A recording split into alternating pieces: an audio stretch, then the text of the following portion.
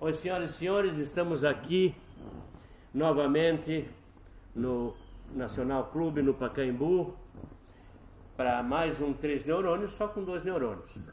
Como sempre, eu e o Pedrinho. Espero que sejamos neurônios suficientes para vocês. Vocês que estão assistindo, e a gente agradece muito a presença de vocês aqui. E lembramos novamente que estamos em 2 plataformas, 3 na verdade. No YouTube, basta procurar 3 Neurônios, na TV Relacionamento, www.tvrelacionamento.com.br e no www.alertatotal.net. É isso aí. E Pedrinho, muito bom. Começando o programa, vamos lá. Então, de política não vamos falar muito, que nós estamos vendo a política no momento frozen. Está tudo congelado.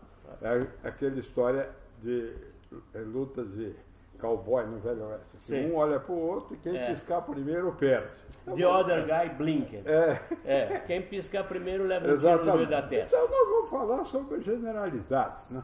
Aliás, num outro programa, o Hilton mostrou livros sobre esculturas de um escultor chamado Chiparrus, um livro lindíssimo. Ele fala melhor porque ele tem pronúncia francesa correta. E eu tenho coleção de catálogos de leilões. Esse daqui é uma peça dele de baixo, esse casal maravilhoso, e que às vezes aparece em leilões aqui em São Paulo. Neste leilão apareceram 3 peças dele. Essa que vocês já viram, essa outra com essa bailarina com a mão para cima, e uma curiosidade que eu nunca tinha visto, essa de bronze, que não tem marfim. Está assinada por ele, mas não tem marfim. Mas são 3 peças maravilhosas. Bom, é uma coisa que dá orgulho para qualquer um ter em casa. É um objeto de adorno. Às vezes a gente... Esse aqui atrás, ó, estão vendo aqui? Ó, também é bronze. Um objeto de bronze também, que são coisas que as pessoas... Eu não sei se perderam o bom gosto ou acham que saiu de moda. Isso não sai de moda nunca. Não. Isso aí arte é arte. Esse catálogo é de novembro de 2017. Mas até o mercado de arte, que é voltado para um público assim diferenciado, sofreu para burro. Esse leiloeiro aqui tinha uma loja muito maior, muito mais bonita na Avenida Brasil, teve que mudar para uma mais modesta na travessa da Rua Estados Unidos. E outros leiloeiros desapareceram, fecharam. E ainda em São Paulo tem mais um outro muito conhecido. Mas eu acho que as pessoas podiam visitar bem essas casas que têm antiguidades. Tem algumas assim que são... Ali no Bexiga, na Bela Vista, tem várias. Às vezes você encontra lá alguma coisa que alguém nem sabe que tinha, ou o valor que tem, você encontra uma raridade. É mais difícil, viu? Porque vem gente do exterior que não vai, compra e leva para fora, enfim. Aqui no Brasil, eu vou contar só a história que eu acho que eu já contei, mas vou contar de novo. Um senhor distintíssimo, já de uns 80 anos, chegou para o sobrinho por volta dos 50 e falou assim, olha, fulano, eu vou te dar de Natal um livro. E o sobrinho respondeu, obrigado tio, já tenho um. Como se fosse um eletrodoméstico. Assim. Exatamente. Mas, enfim. Eu conhecia um pouco diferente, tipo o cara que bate na porta de uma casa. Eu dizia, o que o senhor quer? Eu vendo livros, obrigado, já tenho um. Então, é mais ou menos assim. Eu queria, dentro dessa área de cultura, como tratar esse programa mais cultural, mas agora para os meus amigos geeks e nerds, que talvez conheçam ou se desconhecem, eu vou dar uma palhinha. Existe uma editora que vocês devem conhecer, que é a Vertigo, que é uma editora inglesa, e que está sendo representada aqui no Brasil agora pela Panini. Há um tempo atrás era um amigo meu que representava a Vertigo. A Vertigo é responsável pela série Preacher, que eu já falei aqui no programa, acho que falei, e pela outra série Deuses Americanos, né, que é do Neil Gaiman, grande escritor. Eu recomendo esse aqui se chama Departamento de Polícia Física. São temas bem interessantes, é uma coisa bem diferente em termos de quadrinho. Esse é o volume 3. Infelizmente eu não tenho aqui o volume 1 e 2 para mostrar para vocês, mas se procurarem em lojas de de quadrinhos, tem várias em São Paulo, e botaram o nome, é DPF, Departamento de Polícia Física. A história é muito louca, as ilustrações são muito interessantes. Para quem gosta de quadrinho, é um prato cheio, tá? E também recomendo esse aqui, que é a Sala Imaculada. Também, nesse caso, é o terceiro volume, e tem mais, vai ter mais depois. Então, e as ilustrações também são muito boas, e a história é muito interessante. São histórias para adultos, tá? Não são histórias de super-heróis, nada disso. São coisas assim, no nível de quem assistiu no cinema, etc. Tal, no nível de fantasia como Hellboy, mais ou menos. E até o traço do desenhista é mais ou menos... Não é muito parecido, porque o Mike Mignola, que é o desenhista do Hellboy, tem um traço bem específico e muito interessante, muito artístico. Mas esses aqui estão de um nível excelente. E as histórias são bem interessantes. Para quem gosta de quadrinho, é um prato cheio. Então eu quis trazer isso hoje aqui porque eu pessoalmente tenho uma coleção e gosto muito de quadrinho. Acho que o quadrinho é o quadrinho nasceu na pré-história. Só para falar um pouco, viu, Pedro? Porque o quadrinho era uma espécie de mágica. Na verdade a gente fala quadrinho no Brasil, mas isso aí, o nome certo é arte sequencial. Ou seja, uma arte é quase que um cinema, é um storyboard de um filme. Nas cavernas na França, agora não me lembro do nome do lugar lá, mas onde tem aquelas pinturas rupestres, etc., tal, que são tombadas pelo patrimônio da humanidade, li vários estudos sobre isso, e aqueles desenhos que eles faziam dos homenzinhos caçando um animal, etc., tal, aquilo é uma espécie de magia, né? Eles faziam aquilo anterior à caçada, que era para que a caçada se desenvolvesse daquela maneira. Então, era uma espécie de uma magia, você pintava na caverna, para que no dia seguinte, indo com os companheiros caçar, acontecesse exatamente aquilo que você pintou. Então, isso vem de muito tempo, o homem há muito tempo, ele vem... Uma curiosidade na Praça da Concórdia, eu acho que é, que tem um monumento em Paris, é na Praça da Concórdia, que tem aquele pilar, que tem... É uma história em quadrinho das batalhas de Napoleão. Não, é na Praça Vendôme. Vendôme. É a coluna Vendôme. A coluna Vendôme. Que tem, em todo lado são lojas, embaixo, etc. Uma beleza. Acho que é o lugar mais chique do mundo que eu conheço. E ali no meio tem aquele pilar, e se você atentar para o detalhe, você indo lá, você vai ver que é uma história em quadrinho que vai dando volta naquele pilar, que é a coluna Vendôme, contando a história das batalhas todas. Né? Que é uma coisa maravilhosa. Então, a arte sequencial existe há muito tempo. Os egípcios faziam as escritas deles, também era uma espécie de arte sequencial. E entre os desenhistas de quadrinhos brasileiros, quase todo mundo aqui conhece o Maurício de Souza, que fez a Turma da Mônica. É verdade. Agora, quando você alia inteligência empresarial com o artista, a Bolsa de Valores de São Paulo, há muitos anos, fez uma cartilha infantil de iniciação ao negócio de bolsa. Eu me lembro disso. Escrita e desenhada pelo Maurício de Souza. É uma coisa interessantíssima, né? Porque essa geração que só gosta de figuras, né? Então, vai ter uma ideia do que é Bolsa de Valores vendo os quadrinhos. Eu gostaria de complementar isso, porque tem algumas curiosidades. Como eu sou escritor e também sou desenhista, sou pintor, mas eu reconheço que eu não sou tão bom desenhista como outros desenhistas que eu conheço. Então, todos os quadrinhos que eu fiz na vida, o que eu criei na vida, personagens e tudo, são desenhados por um amigo meu chamado Héctor Gomes Alize, um argentino que tem um traço que eu amo de paixão, e que as discussões com ele, eu estava vendo... Quem que eu estava vendo outro dia, não lembro, mas estava lendo sobre que era? Eu estava lendo sobre um livro que eu já mostrei no programa passado, daquele filme Valerian, que é de uma história em quadrinho. E daí estava vendo que os dois brigavam como eu brigo com o Hector. Porque aqui é o seguinte, quando eu escrevo a história e vou dando a narrativa toda e explicando o cenário, etc. Aí tem coisas que não precisa dizer, que eu digo.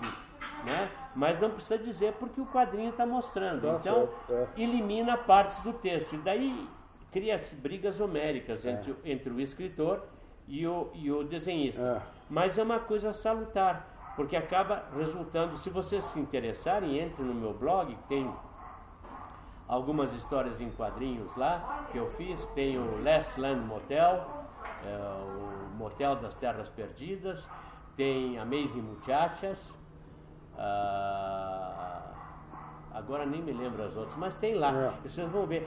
Tem um conto de ficção que se chama Paradise 7, tem em português e em inglês, foi publicado nos Estados Unidos também. Paraíso 7. O Paraíso 7 tem desenhos maravilhosos. Para quem gosta da figura feminina, nesse Paraíso 7 ele é um deleite. Eu escrevi alguns livros infantis também. Eu comprei um há um tempo atrás para dar para minha neta, que chama-se A Cor da Zebra. E aí eu sempre digo para meus amigos jovens, casados, que eles estão sempre com uma pulga na zebra. Ora estão na lista branca, ora estão na lista negra. Exatamente. Queria complementar, nos próximos programas eu vou falar sobre isso, que como nós estamos nessa plataforma da TV Relacionamento também, essa plataforma é de um amigo meu, também um grande colecionador de quadrinhos e admirador da arte, chama-se Kenji Sakamoto. Em algum momento ele vai estar com a gente no futuro aqui. E eu quero falar da editora dele, Editora Laços. Vocês procurem www.editoralacos, Laços não tem cedilha, editoralacos.com.br. Lá vocês vão encontrar o último livro que eu lancei, que é Deus Joga Dados, e vão encontrar vários outros livros da Editora Laços que eu recomendo para vocês também. E, bom, seguindo com as novidades, Pedro. Não, só para falar sobre o Cedilha, o Jô Soares, no tempo que ele era engraçado e não atalhava os entrevistados, ele dizia que um dia fez uma homenagem ao Epaminondas Murtinho da Mursa, que foi o inventor do cedilha.